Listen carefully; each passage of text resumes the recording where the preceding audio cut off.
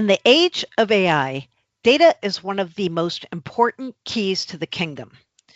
And securing your data estate is of top importance, as we've all heard time and time again. But often, organizations don't think about the human side of data security and governance. Execs, IT, and employees all play important but often overlooked roles here.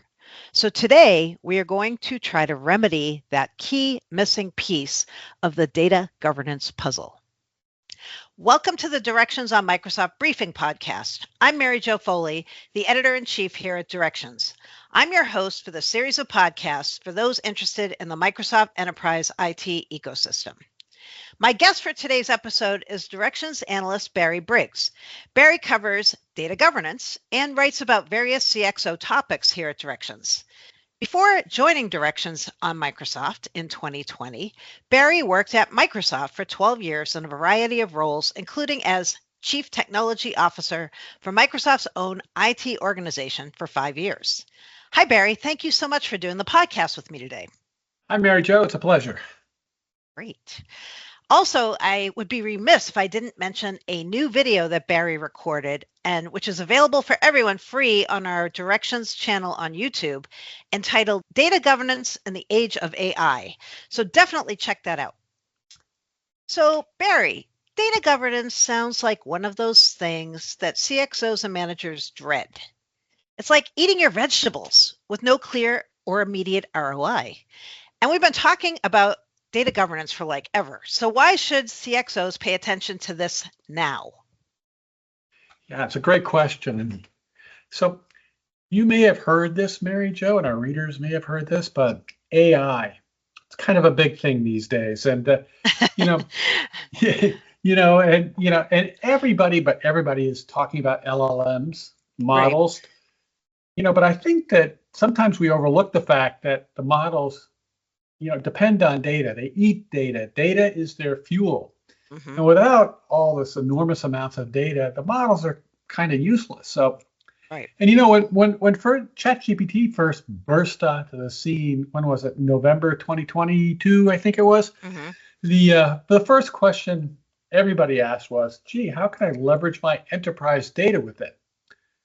And, there's a now famous story about how the employees of a large semiconductor firm uploaded some chip designs into ChatGPT, totally innocently, not knowing that it was, that all that confidential data was available for training, and thus it was now, in fact, public. And so that kind of highlights, the dangers that we're going to be talking throughout this podcast, I think, and we talk about in the video. Made the challenge clear, right? So you have, AI is very, very powerful, but you have to keep your enterprise data, the fuel that it depends on, safe and secure. We built a bunch of technologies like RAG and fine tuning and MCP to help with all of this. That's great, but AI can find things. Yeah. Right? It can find things in fast. Right. And so my favorite example is, just imagine that HR, everybody does this, by the way, HR or whoever has some file squirreled away and some sub folder on SharePoint. It's got employee salary information, but nobody can find it. It's okay. Right. It's in this sub folder. It's security by obscurity. Mm-hmm. Well, AI, and in particular, Microsoft 365 Copilot, can find it and expose it in an instant. So you have to protect it now. Okay. Yeah, it seems like before it was important to think about data governance, but AI gives us a whole extra sense of urgency. That's right. And the fact that, that every executive is driving their teams to deploy AI quickly results in this, I would say almost conflict between the executive desires and the data architects who know that, we have stuff that we have to do before you can deploy it. So, yeah, it's an interesting tension that's developed.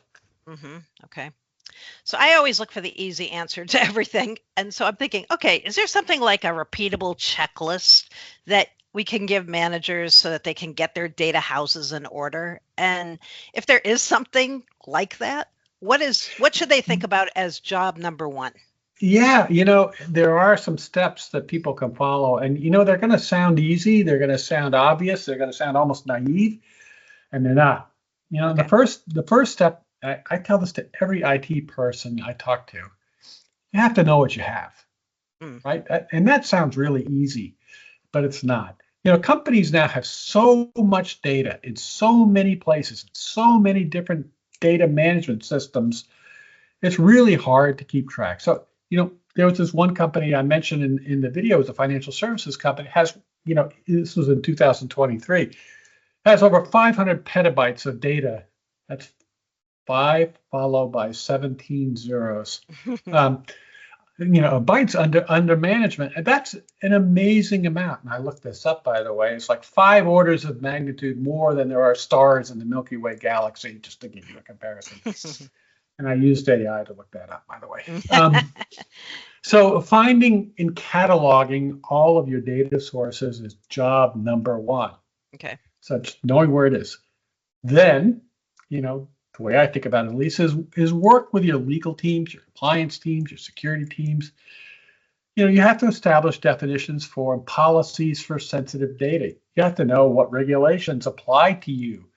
What in your geography constitutes PII, personally identifiable information? Where does it live in your data? Should it live in those places? Do you have a database or a Cosmos DB someplace, or email even, where you have PII and it really shouldn't be there? How are you protecting it? How are you remediating that? Then step 3, and I recommend all these actually happen simultaneously, you need to establish like a classification strategy. Data classification, I've heard, is if it's not job 1, it's job 2 or 3. It's right up there in the highest priorities. Label your data as sensitive or confidential or public, so that it's explicit what policies and regulations apply. And this goes for everything in your data, from ERP systems to CRM to email to SharePoint to Word docs. Purview, as I mentioned in the video, can be a big help here. But Mary Jo, as the big rock here isn't the technology, it's the policies, it's the people you need to train first. And Microsoft 365 Copilot respects all these sensitivities labels, so it'll help you. But as I say, you have to have your people use them and know how to use them. Yeah. And before I close, there's just one other thing. I just point this out. Sounds obvious. It's kind of like data security hygiene. Encrypt everything, please. Data at rest, data in transit. Use TLS, use HTTPS, SSL. Maybe even use the newest confidential computing technology to keep your data encrypted in use, in memory while it's used. And I have reports on that in our report stash. Okay, good. So yeah, you touched on training and employee awareness, and I think this another one of those things that sounds really easy. Like, yeah, let your employees know what you're doing here, and help them get in on the data governance conversation. But I'm curious, what do they need to know? Like, how deep do they need to know what's going on? Yeah. And I say, I think this is one of the tough problems because, data governance, at the end of the day, data governance is really everybody's job, right? It only takes one employee, like that employee of the electronics company we talked about at the top, to carelessly or even intentionally exfiltrate sensitive data, right? And it's not just employees; it's everybody who is in your corporation. So contractors, for example, vendors, all have to be made aware and have to comply with, your data governance strategy. Right. Okay. So there's tons of training involved. There's tons of reinforcement that has to happen. One of my favorite rules is that, when you're trying to, affect organizational change, you have to repeat the message at least 7 times. And it's kind of that rule of thumb that every exec knows that, when something important has to, some big change has to happen, repeat it over and over again and reinforce it and back it up with trainings and incentives and so on. All right. I think it's a good time to take a quick break.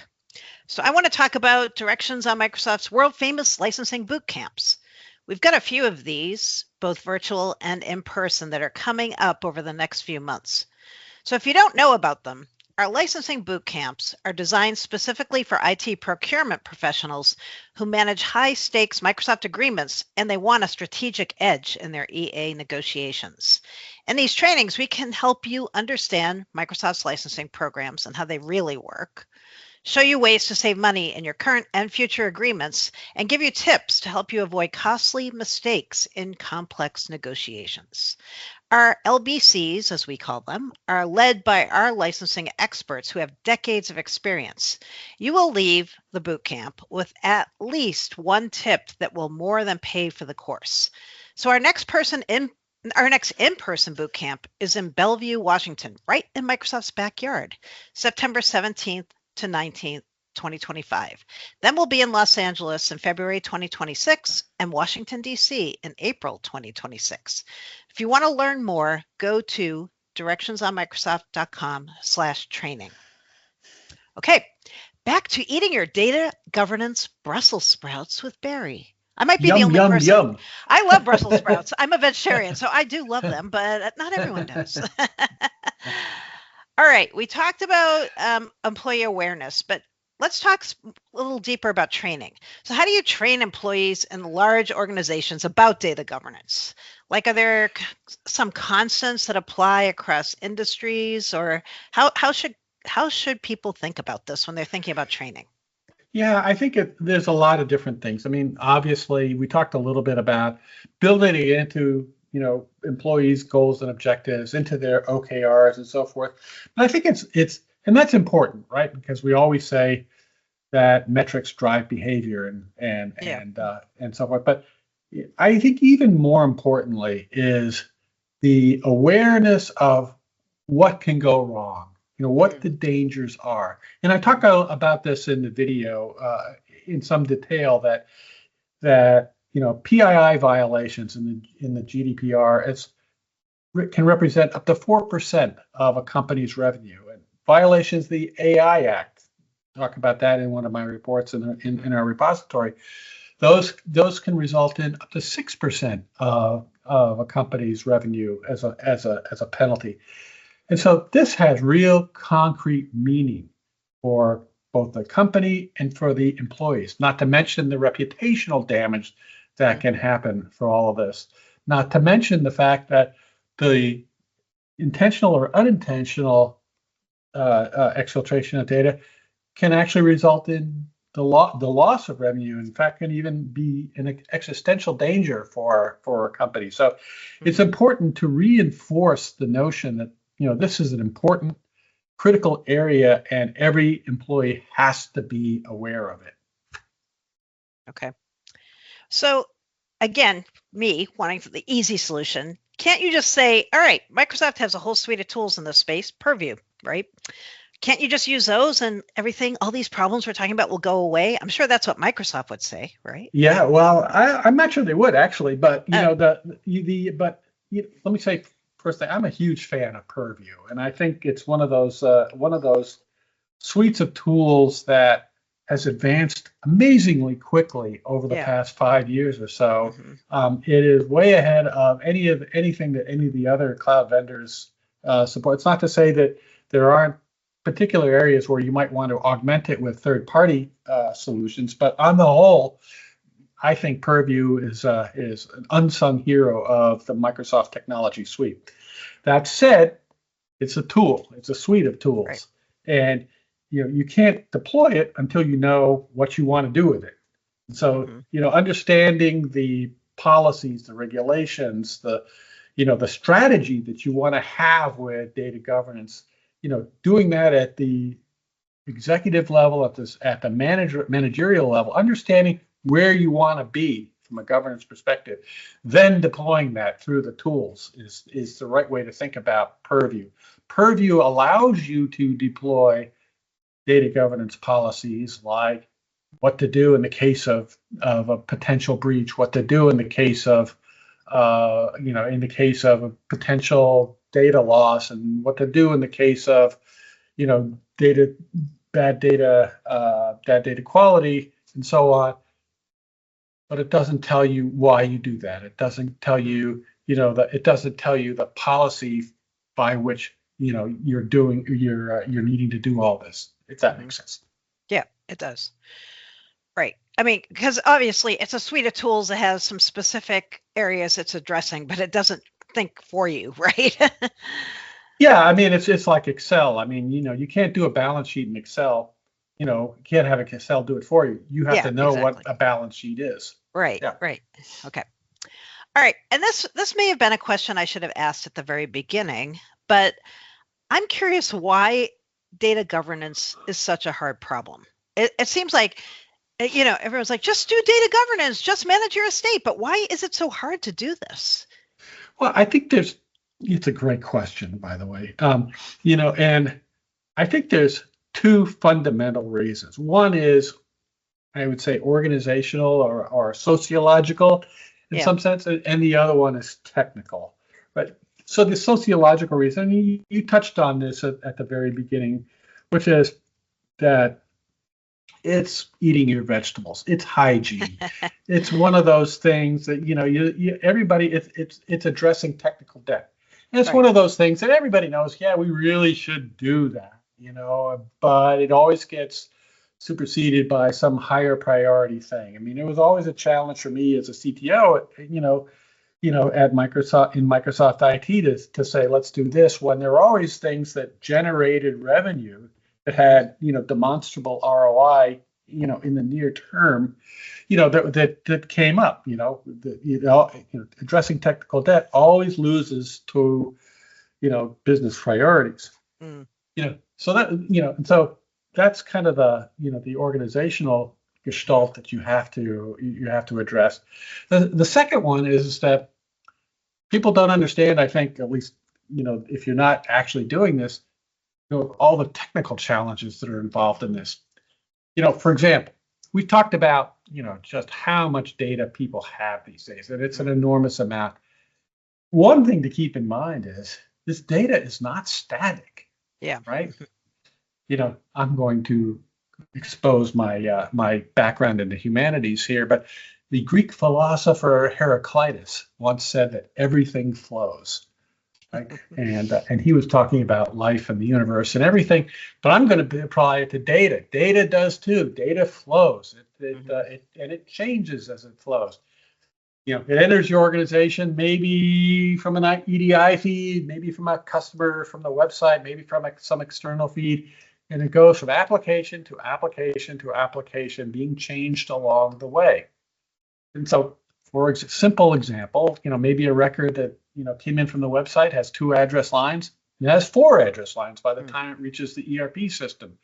Or maybe it has a bad zip code, and it flows all the way through all of your systems with a bad zip code. And maybe it gets corrected, maybe it doesn't. Maybe Bob gets converted to Robert along the way. Maybe the record is augmented with a credit score, a customer lifetime value, and so on. And so the data evolves, it changes. And where's the right place to pick that data to do reporting and to do visualizations and so forth? And that actually turns out to be an interesting and difficult problem. Another problem is data quality. And this problem has been around since the dawn of computing, right? And why has it been around so long? Because it's nearly intractable, right? How do you know you have high quality data? For example, we talked about addresses. So many things can be wrong, and only, so much can be done to check and correct them. For example, you say Microsoft Corporation, 1 Microsoft Way, Redmond, Illinois, 98052. Is that right? Is that wrong? Well, obviously it's wrong, but should you correct it, to Redmond, Washington, or should you leave it as is? Or is there really an office for Microsoft in Illinois? We just got, so which one should you point it to? And I'll digress for a second. This is one of the reasons, at Microsoft, we built a master data management system for our customers. We had, in theory, authoritative data, the core authoritative data names and addresses and other core information for our customers that can be shared among all the business units that use the data. And by the way, why did we do that? One of the core reasons was complying with the canned spam law, so that when somebody said, don't send me any more emails, you could send that to our MDM system and then propagate it out to all of the business units that were sending promotional emails. It was a hard problem. Yeah, for sure. And today, with AI, everybody wants to leverage all the new data, all the existing data, all the new sources of data. We all know there's tons and tons of new insights that we can get. That's the promise. So now, we save all this telemetry from websites and from IoT devices, and everything. But is there PII in that? Are there other sorts of regulated data? How do we manage all that? And so, you just sort of smush all this and many other problems together, and ultimately the goal here is you want this data to work for you. You want to be able to use this data to be able to make decisions. But which data? How do you get the right data?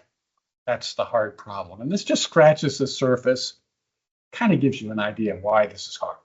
Definitely does. Yep. All right. Well, thank you, Barry. Lots of good tips, and thanks for the time, as always. Oh, it's my pleasure, as always, Mary Jo.